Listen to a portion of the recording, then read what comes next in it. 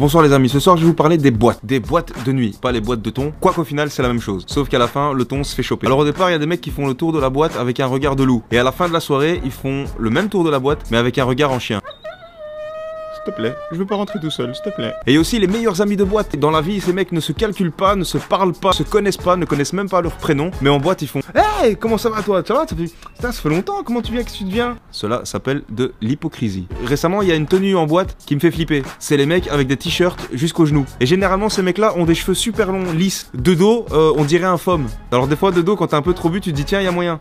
Et quand ils se retournent, tu vois une barbe. Et quel est le projet, les gars? Et quand tu rentres chez toi, t'as trop bu, tu te dis tiens, j'enlève mon froc, t'as déjà une robe de nuit. C'est pas stylé, les gars. Alors, je sais que ça peut être fashion, mais là, clairement, c'est fâché, quoi. T'as aussi les mecs charismatiques, ceux qui restent toute la soirée avec leur verre, comme ça.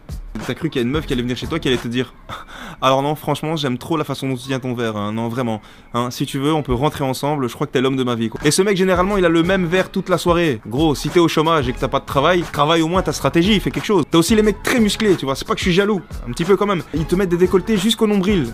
Et souvent, ces mecs trop musclés n'ont pas de cheveux. Au plus t'as de muscles, au moins t'as de cheveux.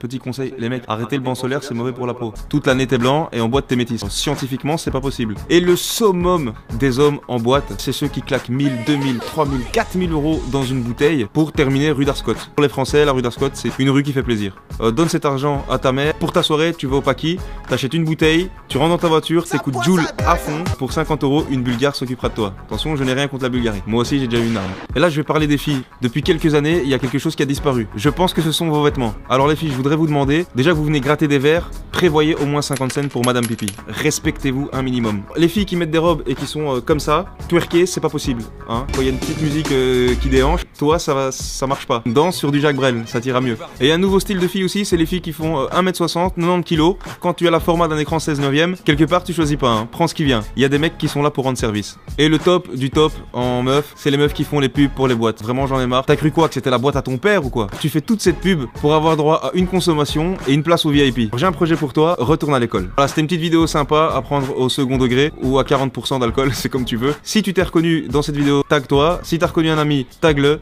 Et si t'as la haine, tag Maui. Allez, ciao, à plus.